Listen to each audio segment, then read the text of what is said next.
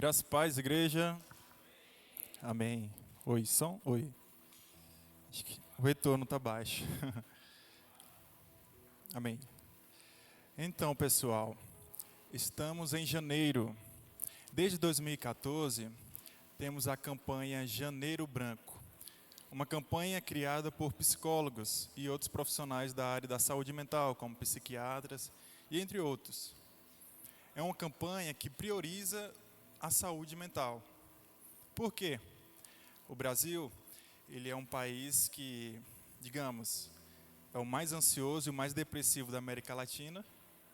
E a OMS já colocou ele como o top 1 de país ansioso, né? Com o tempo, esses dados vão mudando, mas o Brasil já foi o país mais ansioso. E continua sendo, né? Ansiedade, depressão. Eu acredito que cada um aqui conhece alguém ansioso. Ou, se não conhece, talvez seja ansioso também, né? Mas a saúde mental, ela é prejudicada não apenas por uma ansiedade.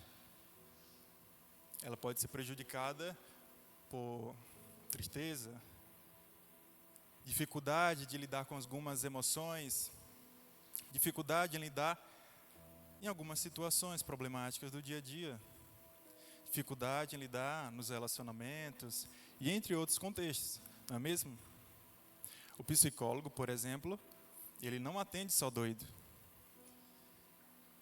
Aqui em Imperatriz tínhamos um hospício, ali por volta de 2005, acho que ele fechou em 2009, aproximadamente.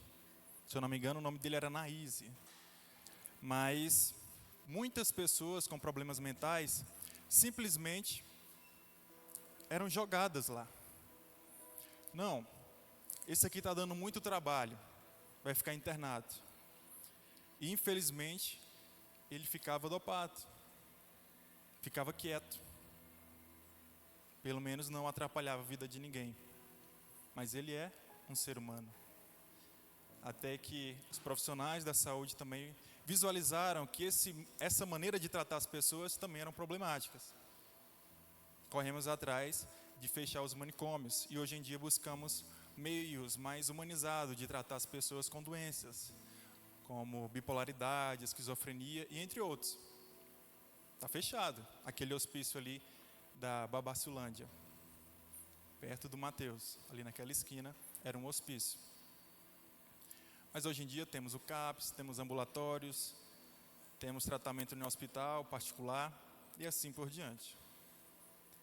Eu, por exemplo, hoje em dia trabalho pela Unimed, ali no Viver Bem, e no Aracati, particularmente. Mas eu busco também ao máximo ajudar as pessoas socialmente, né? A pessoa chega com dificuldade, eu vou lá e tento ajudar o máximo possível. E fica a dica aí, se você me ver por aí, pode me parar e perguntar alguma coisa. Se for oração também, eu posso orar. Mas fico aí à disposição, ok? Então vamos lá, o tema de hoje, para a primeira imagem, é a mente renovada.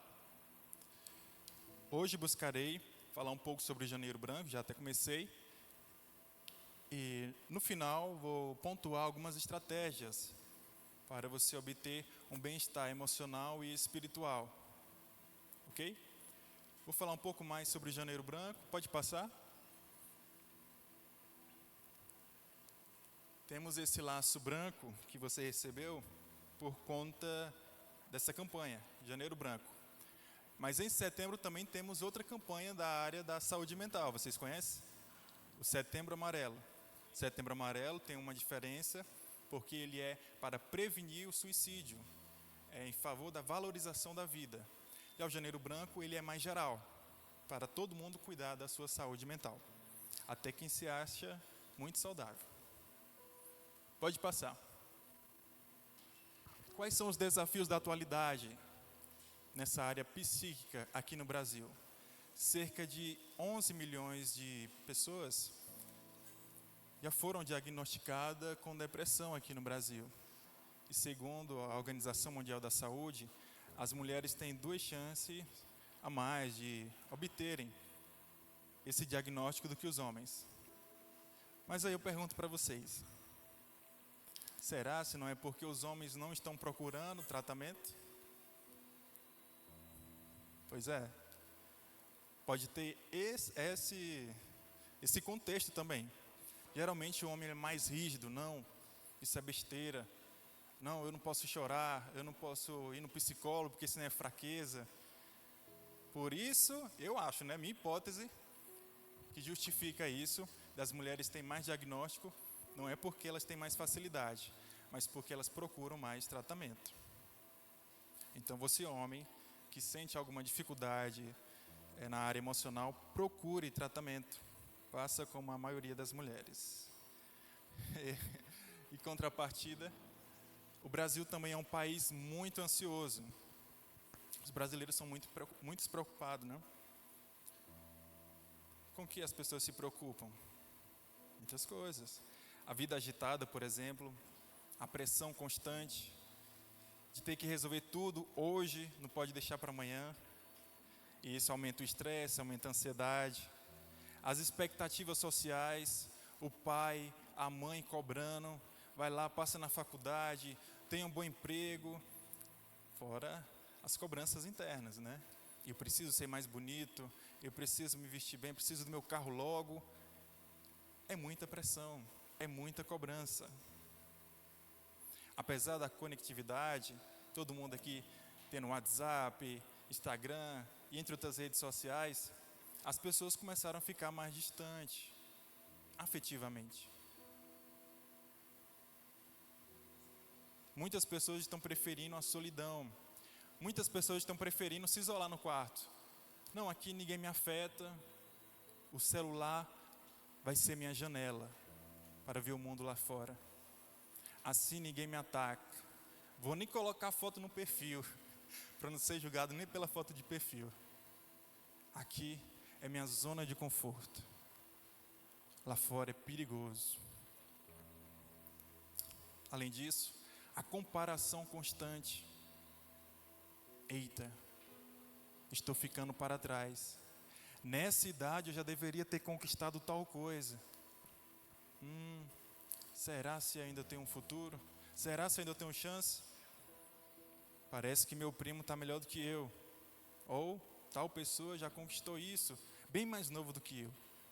E isso também afeta, pessoal. Tudo isso afeta. Além disso, jornada de trabalho é estressante.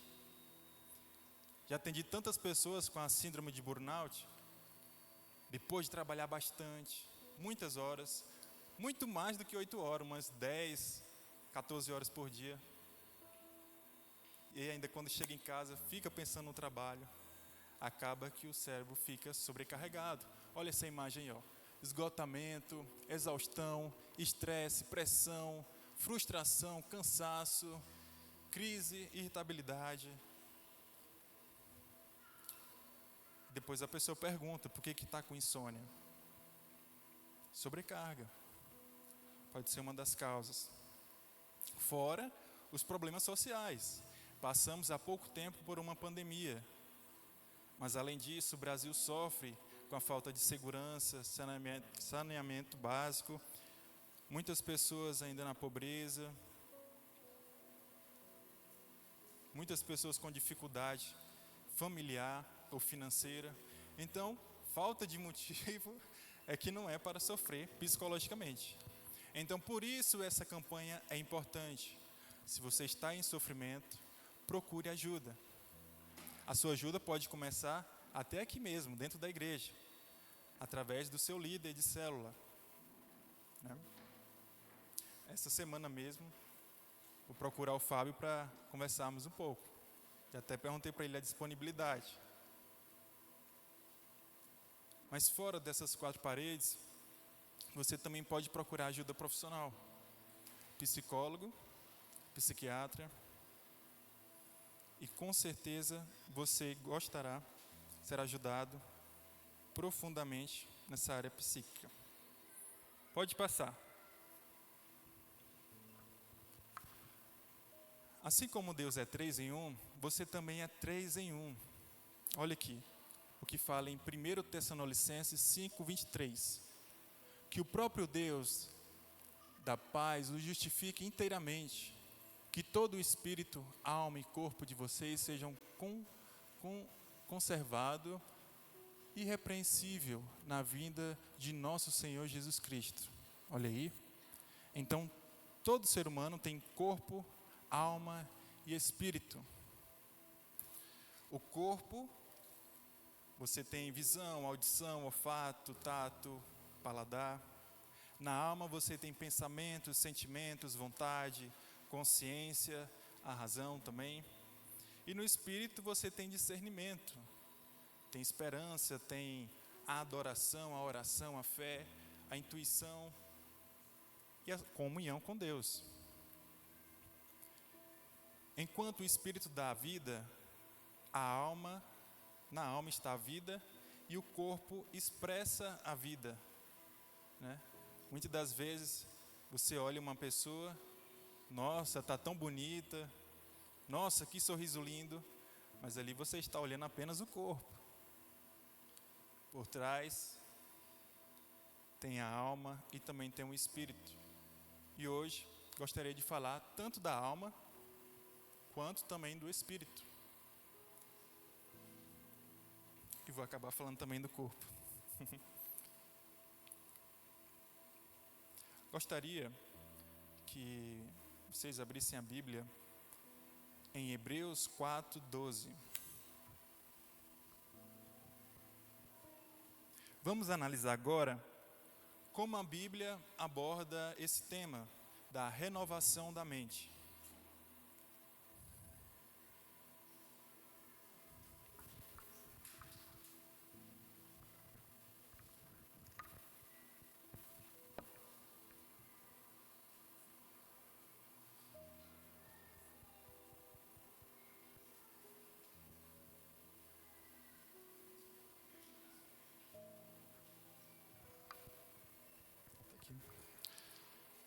Hebreus 4:12. Pois a palavra de Deus é viva, eficaz e mais afiada que qualquer espada de 2 gumes. Ela penetra a ponto de dividir alma e espírito, juntas e medulas, e é apta para julgar os pensamentos e intenções do coração. Olha aí. Ótimo. Agora, Mateus 11:28.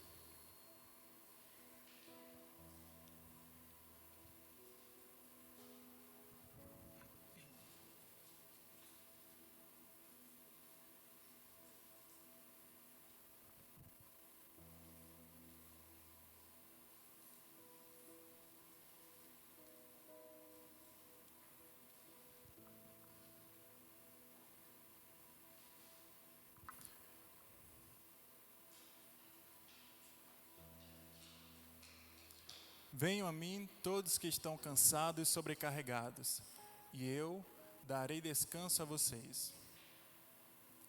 29. Tomem sobre vocês o meu jugo e aprendam de mim, pois eu sou manso e humilde de coração, e vocês encontrarão descanso para suas almas. Quem falou isso? Jesus.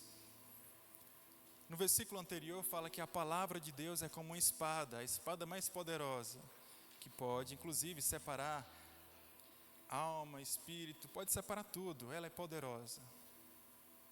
E ao mesmo tempo, essa mesma palavra convida quem estiver cansado, sobrecarregado, a entregar as preocupações, as angústias nas mãos de Jesus.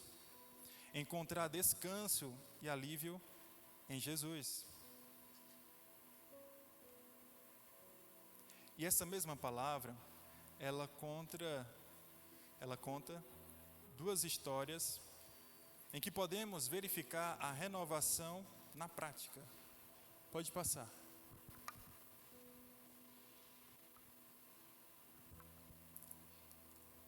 Vocês conhecem? Pela referência, pelas imagens? Em Atos, temos a história de Saulo era um perseguidor de cristãos. Ele fazia questão até mesmo de sair da própria cidade para perseguir, prender, quem sabe até matar alguns cristãos. Entretanto, esse Saulo teve um encontro com Jesus. Depois disso, ele se tornou Paulo. E não teve apenas uma mudança no nome, mas ele teve uma mudança extraordinária na sua alma. Teve uma mudança espetacular no seu espírito. Ele que tinha um espírito morto, que não tinha essa comunhão com Jesus, com Cristo, com o Messias, começou agora a ter vida no seu espírito. E ele mudou drasticamente. Saiu de perseguidor dos cristãos para um apóstolo. Ele ajudava a fundar igrejas, ajudava a discipular, a orientar e escreveu vários livros do Novo Testamento. Diga se não é uma renovação da mente. Tudo começou quando ele conheceu Jesus. Nessa outra imagem, em cima de uma árvore, será quem é? Exatamente. Zaqueu, por outro lado, era um cobrador de impostos, ele era rico, ele era impopular, ninguém gostava dele. Jesus falou logo com quem? Com ele, com Zaqueu. Jesus viu ele em cima de uma árvore. Zaqueu estava em cima de uma árvore porque ele estava anseiando por conhecer esse homem chamado Jesus, o tal Messias. E Jesus falou: ei, desce aí, eu vou te visitar. Tu não quer me conhecer? Então abra a porta aí da tua casa para mim. Vamos lá. Vamos trabalhar uma comunhão.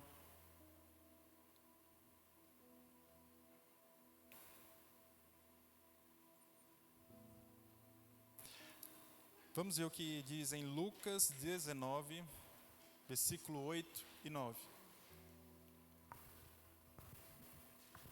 Depois de uma conversa com Jesus, ele ficou impactado e teve uma mudança na mente.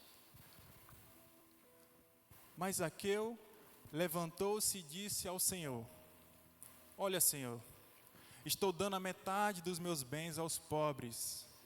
E se de alguém extorquir alguma coisa, devolverei 4 vezes mais. 9. Jesus disse: hoje houve salvação nesta casa, porque esse homem também é filho de Abraão. Então, uma visita de Jesus no seu coração pode te transformar de maneira extraordinária. E no meu caso, foi um encontro em 2015. Eu fui sem muitas expectativas, era o meu primeiro. Eu fui porque ia muito jovens, né? Eu não queria passar o final de semana sozinho por aqui. Naqueles 3 dias, Jesus falou de uma maneira espetacular. Eu senti a presença do Senhor e tive uma vida transformada.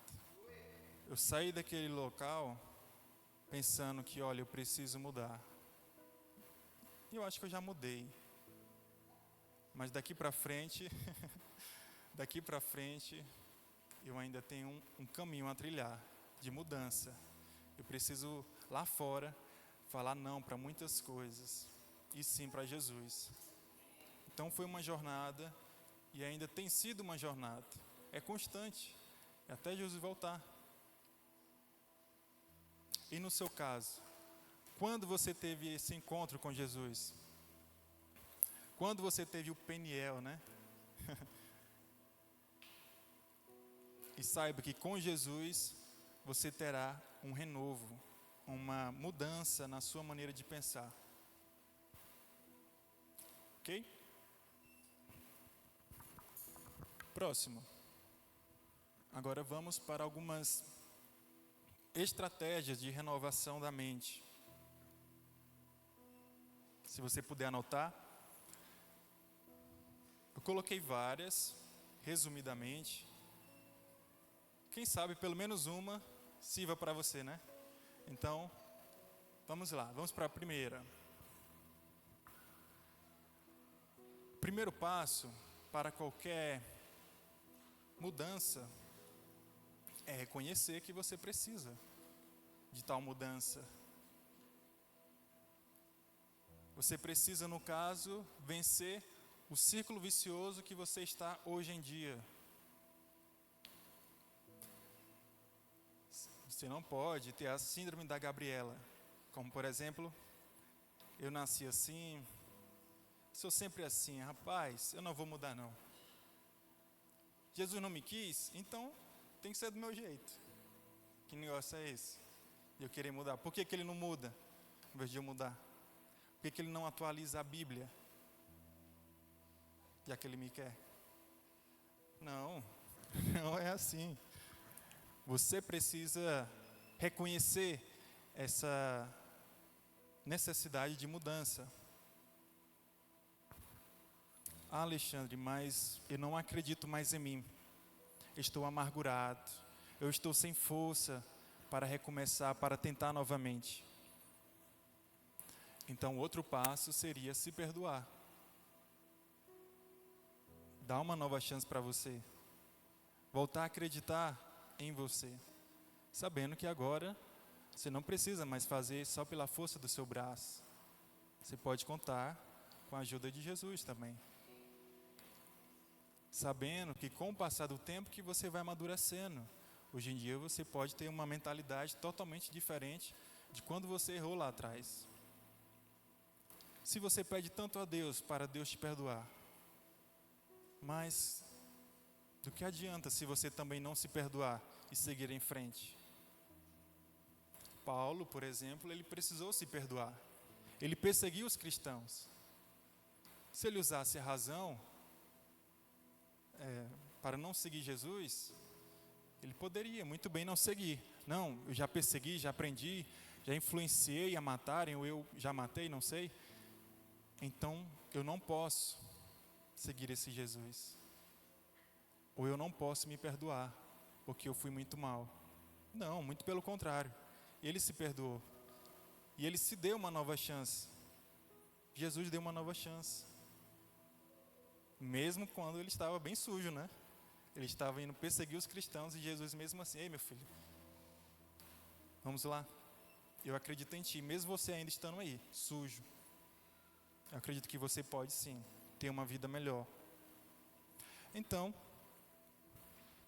reconhecer que precisa de mudança e usar o hoje como um ponto de partida.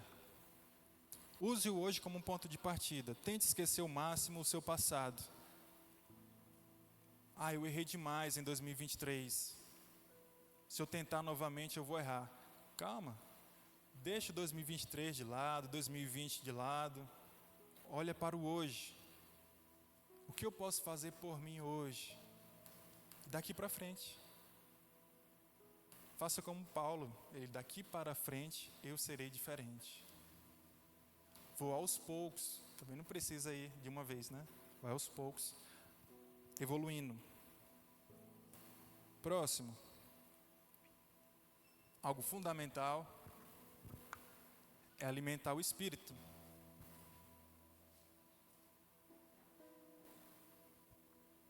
Você já sabe alimentar o corpo. Você sabe também alimentar a alma. Por meio dos sentidos, né? Ela precisa de estímulos. A alma precisa de estímulos visuais, auditivos e tudo mais. Mas o espírito também precisa de ação, que no caso seria oração, leitura da palavra, o devocional, né?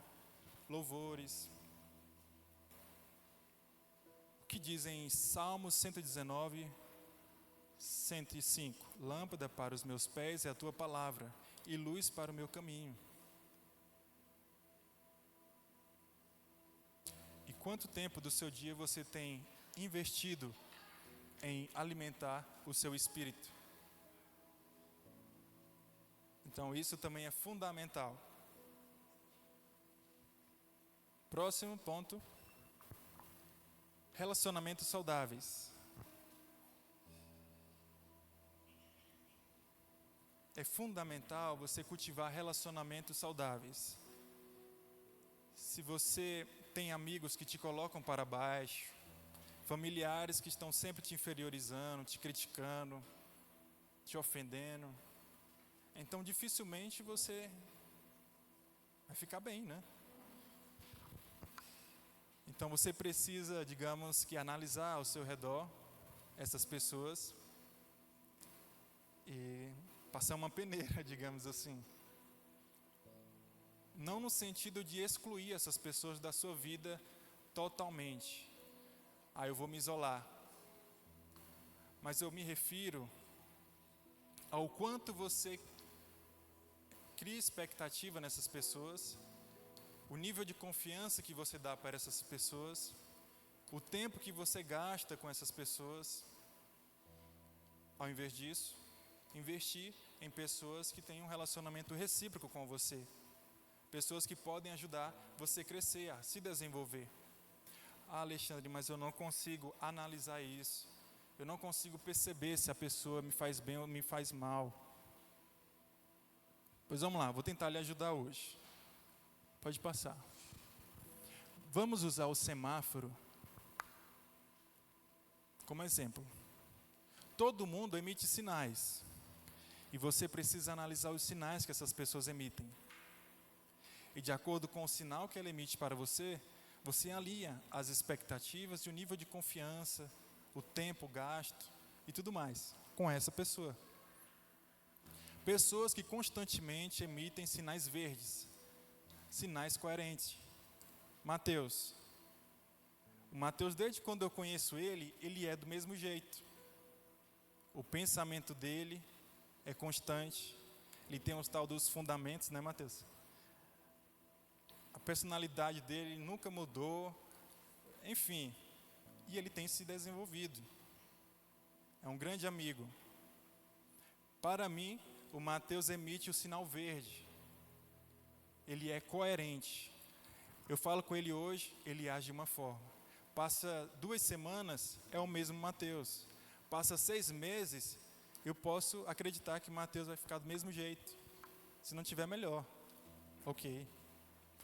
Então, já que o Mateus emite sinais verdes para mim, eu posso sim criar uma certa expectativa e dar um certo nível de confiança para ele.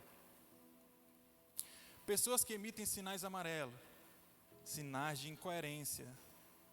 Eu conheço a pessoa hoje, ela ri, fala de muitas coisas, gera em mim até algumas expectativas, mas amanhã passa por mim na rua, finge que nem viu. Ou fala de mim pelas costas. Ou depois de uma semana ela já mudou totalmente o pensamento dela. Rapaz, eu vou para a célula. Esse ano é meu ano. No outro ano, na outra semana está no Del Lagoa. Está me chamando para ir para o Del Lagoa. Está me chamando para o churrasco. Eita, que inconstância é essa? Que incoerência é essa? Eita, que esse ano eu vou empreender, Passa uma semana a pessoa...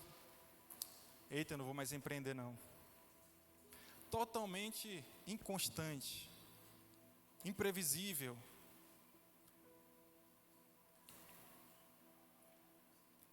Fica difícil gerar expectativa e administrar uma certa confiança nessa pessoa.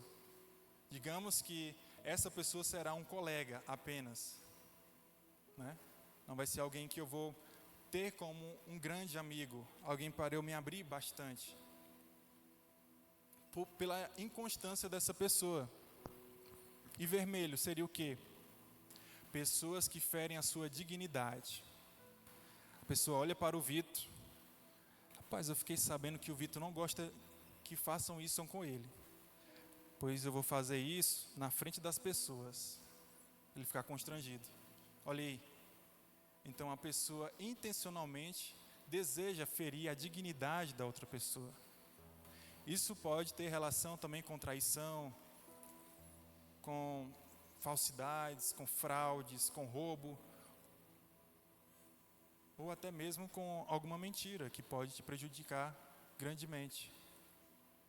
Você precisa analisar Que sinais o meu amigo está emitindo para mim? Depois disso, fazer uma certa peneira. Ah, Alexandre, mas tem alguém lá no trabalho que ele está emitindo um sinal amarelo. Então não posso mais ser amigo dele, né? Bom, seja colega de trabalho. Você não precisa aprofundar falando da sua vida para essa pessoa. Falando, cara, eu tive problema com a minha esposa. Me ajuda. Aí você desabafa, e depois está ele contando para todo mundo da empresa. Não, se ele emite sinal amarelo, então apenas cumprimente. Pode falar de Jesus para essa pessoa. Mas cuidado com a expectativa e o nível de confiança que você dá para as pessoas que emitem sinais amarelo e sinal vermelho. Ok?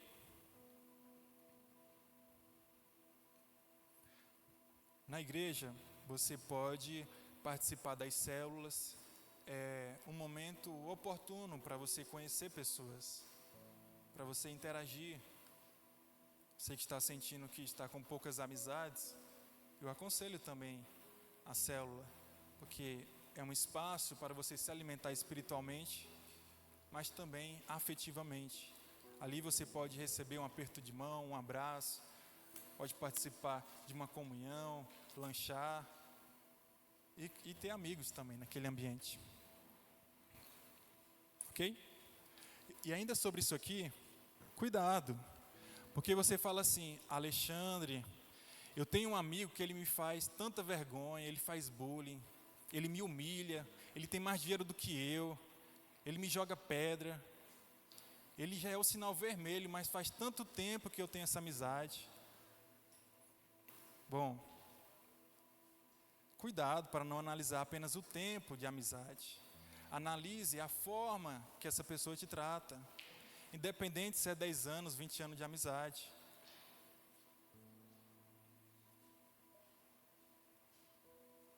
Porque essa pessoa pode estar te usando, te manipulando, se aproveitando de você também. Próximo. Autocuidado. Deixa eu fazer uma pergunta. Você é aquela pessoa boazinha que está sempre à disposição para ajudar as outras pessoas, mas quando é para se ajudar, você coloca muitas desculpas, você está sempre se deixando por último? Pois que tal, a partir de hoje, praticar altos cuidados? Altos cuidados são atividades que você realiza durante o dia para se sentir bem consigo mesmo. No meu caso, leitura, assistir alguns vídeos no YouTube de algumas coisas que eu gosto, sobre psicologia, sair com amigos, ir ao cinema, fazer uma caminhada. Mas para você, o que te faz bem? Ah, Alexandre, eu me sinto tão bem quando eu vou ao salão, quando eu faço um skincare, quando eu passeio no shopping, quando eu vou na beira-rio. Então que tal fazer isso? Pratique altos cuidados. Seja boa com você também. Desenvolva sua autoestima. É por meio dos altos cuidados que você começa a se conectar consigo mesmo e a sua autoestima vai aumentando. Se você sofre com questões de aparência, por exemplo, tenho hoje como ponto de partida. Não, eu me aceito do jeito que eu sou hoje. Eu quero mudar algumas coisas, mas desde já eu me aceito como eu estou hoje. E agora eu começo a planejar o que eu posso fazer por mim. E aí vai caminhando. Cuidado para não ser tão crítica consigo mesmo. É tão boazinha com os outros quando os outros erram. Ô moço, Deus vai te perdoar. Aí quando você erra, acho que eu vou sair da igreja, não dá mais não. Eu errei demais. E outra coisa fundamental. Tenha uma boa voz interior. Sabe por que algumas pessoas não gostam de estar sozinha em casa, sente solidão? porque não tem uma boa companhia dela mesma. Os pensamentos são ruins, não sabe lidar com as próprias emoções, mas isso pode mudar na prática, começando com a forma como você pensa sobre você. Seja mais flexível com você. E o autocuidado também tem a ver com o corpo. Use o seu corpo ao seu favor. Deixe ele trabalhar ao teu favor. Vença o sedentarismo. Busque envelhecer bem. Movimente-se. Isso também é fundamental para a saúde mental. Se você é daqueles que trabalham demais, estão sobrecarregados, coloque na sua semana um momento de lazer. Saia com amigos, saia com familiares, ou até mesmo sozinho. Ok? O próximo ponto é interessante. Use o seu autoconhecimento ao teu favor.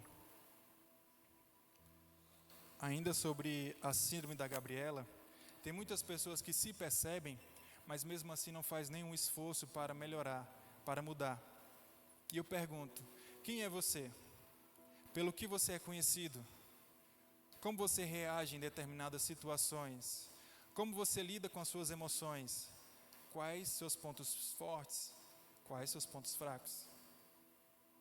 Você tem resposta para essas perguntas? Você precisa se conhecer. Depois de se conhecer, você precisa pegar essas informações para o seu bem.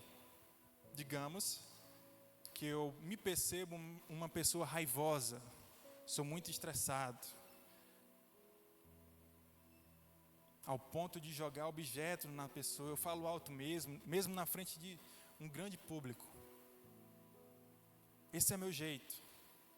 Olha, ok, você se autoconhece, mas como você lida com essa informação sobre você mesmo? Você está usando ao seu favor? Ou você está se auto-sabotando em cada situação? Se eu me percebo uma pessoa raivosa, então a partir de hoje eu vou buscar melhorar nisso.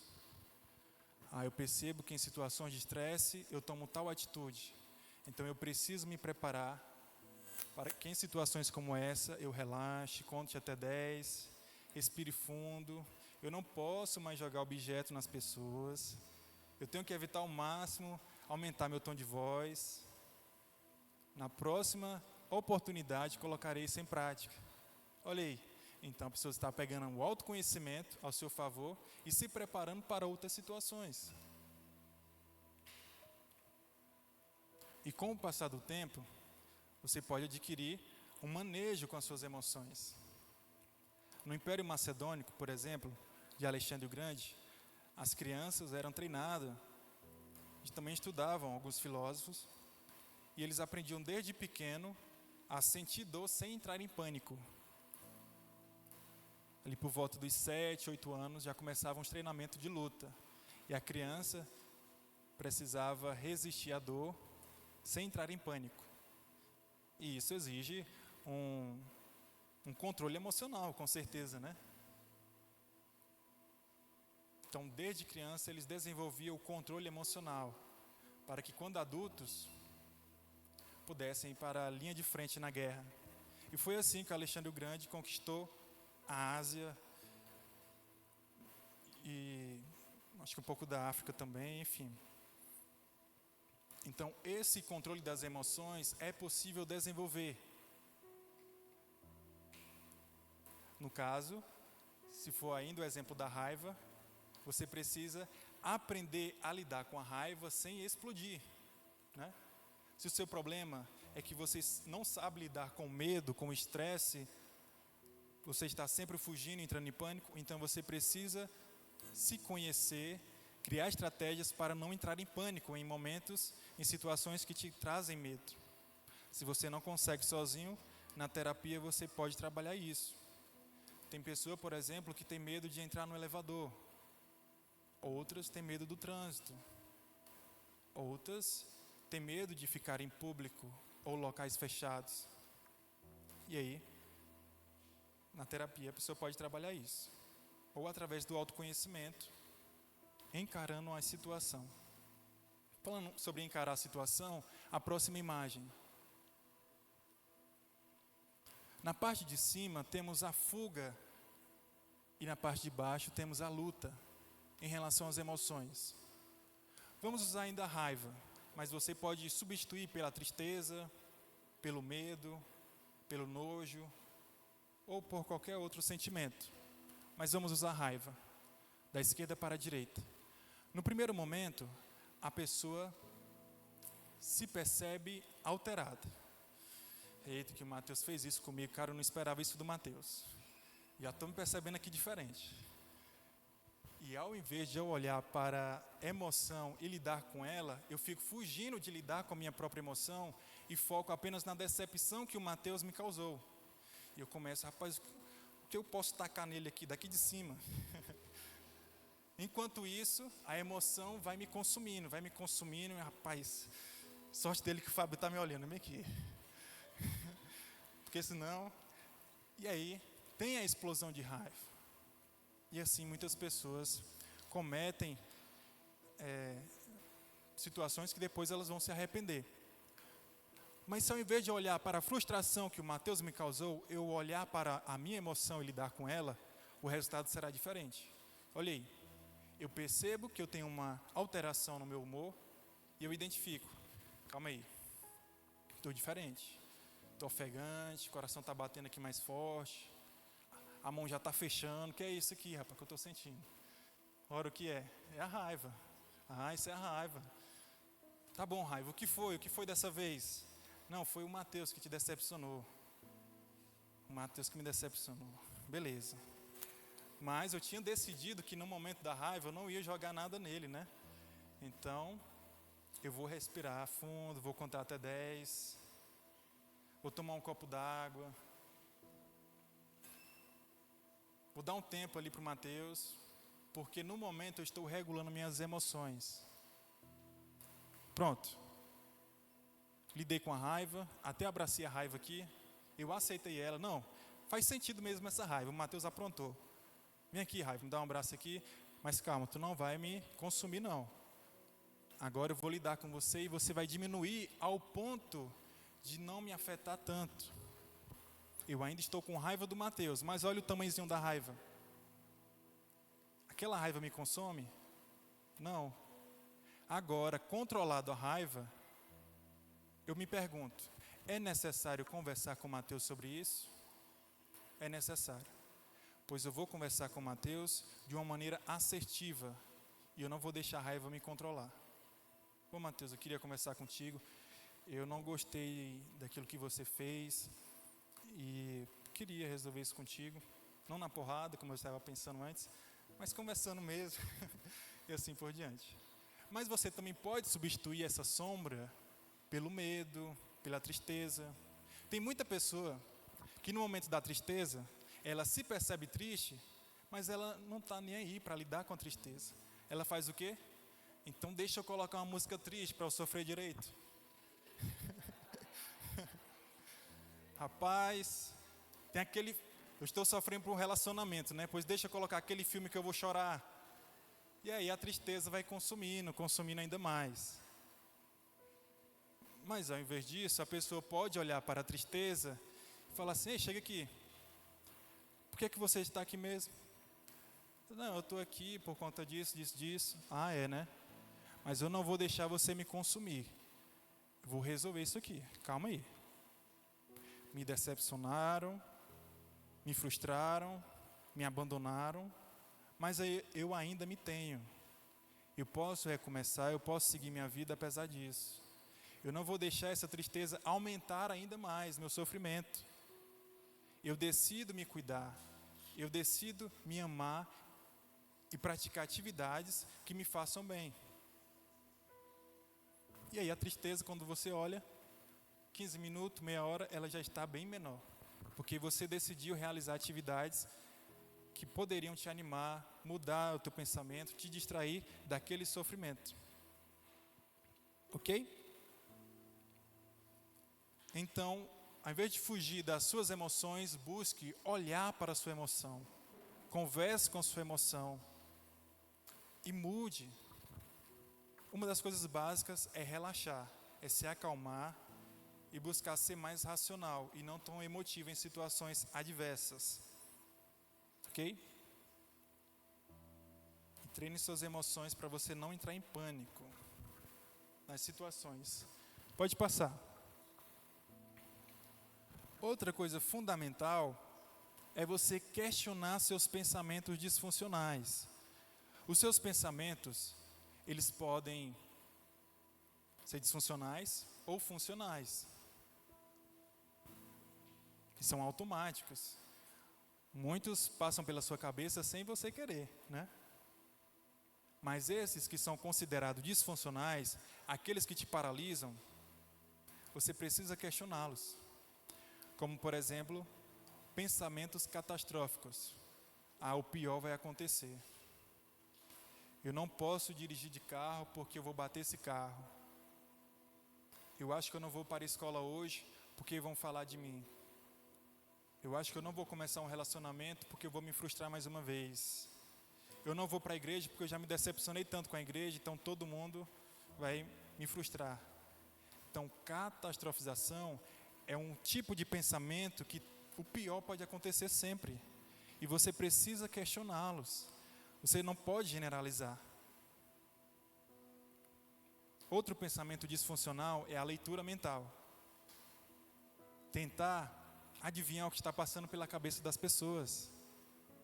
Eita, que a Débora está me olhando. Com certeza ela está me julgando, está me criticando. Não, Fábio, pega aqui. Está me abalando demais, está me afetando demais. Quando vê, nadinha. A ansiedade, em muitos momentos, criará na sua cabeça realidades alternativas. Olha aqui, acabei de criar uma situação. A Débora está me criticando, está me julgando. E agora eu não posso mais ministrar aqui. E se não for só a Débora, se for todo mundo? Eita, meu Deus. Então, o pensamento pode te mudar. Pode te afetar drasticamente. Você precisa questioná-lo. E nesse exemplo eu posso começar a visualizar outras alternativas. Não. A Débora pode estar me olhando porque eu estou aqui na frente. Se fosse o Fábio ou qualquer outra pessoa aqui, ela também estaria olhando. Então eu não preciso me preocupar tanto com isso. Olha aí, outra alternativa de pensamento. Ter muito cuidado para não chegar em conclusões precipitadas. Ok?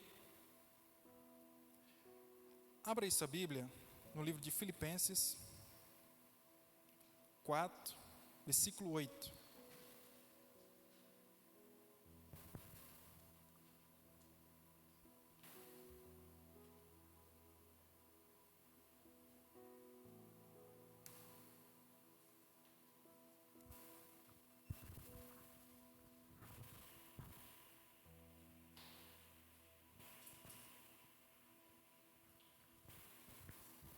Filipenses capítulo 4, versículo 8. Diz assim: finalmente, irmãos, tudo que for verdadeiro, tudo que for nobre, tudo que for correto, tudo que for puro, tudo que for amável, tudo que for de boa fama, se houver algo de excelente ou digno de louvor, pense nessas coisas. Então a Bíblia já dá alguns indícios para você ter cuidado com a sua forma de pensar. Inclusive o livro de Provérbios fala bastante sobre isso, para termos cuidado, porque através de nossos pensamentos, a nossa vida é direcionada. Você precisa estar com a mente saudável. 2 Coríntios 10, 5.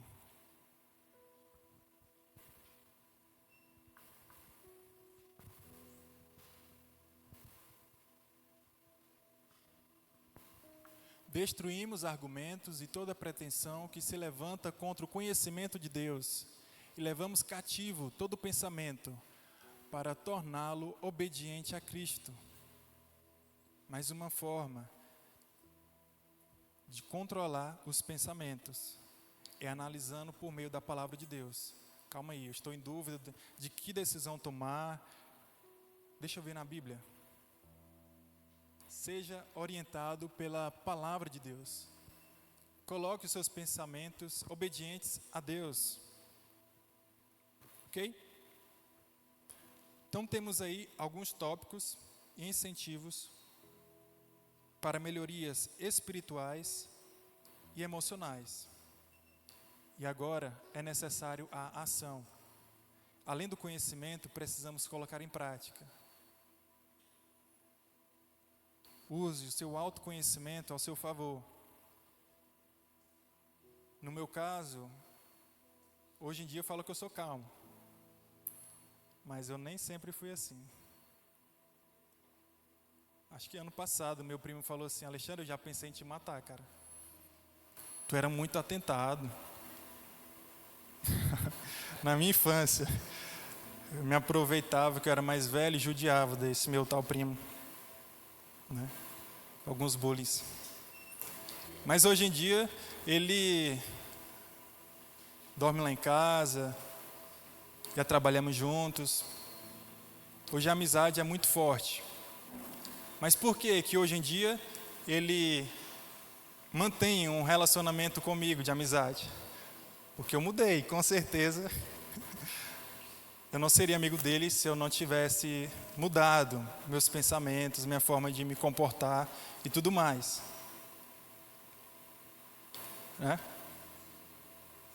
Eu acredito que aqui nesse salão tem muitas pessoas que já passaram por essa transformação. Muitas pessoas que têm um grande contraste se comparar com o seu passado e quem você é hoje. E eu falo para você que podemos continuar melhorando, continuar se aperfeiçoando, usando o nosso autoconhecimento ao nosso favor. E se você conseguir gerenciar suas emoções, você será muito mais forte ainda para lidar com qualquer situação. E nesse versículo que foi entregue para vocês, diz assim, Salmos 73, 26. Ainda que minha mente e meu corpo enfraqueça, Deus é a minha força. Ele é tudo o que eu sempre preciso. E assim, com fé, esperança, sabendo lidar com suas emoções, você irá muito longe. Entregando as suas fraquezas, suas angústias, decepções nas mãos de Jesus. Ele sabe o que fazer com elas. E quando eles falarem, filho, filha, melhore nisso, é necessário que você também dê ouvidos e coloque em ação. Que o seu corpo, a sua alma e o seu espírito esteja alinhado com a vontade de Deus. Amém? Coloque-se de pé, vamos orar em relação a isso.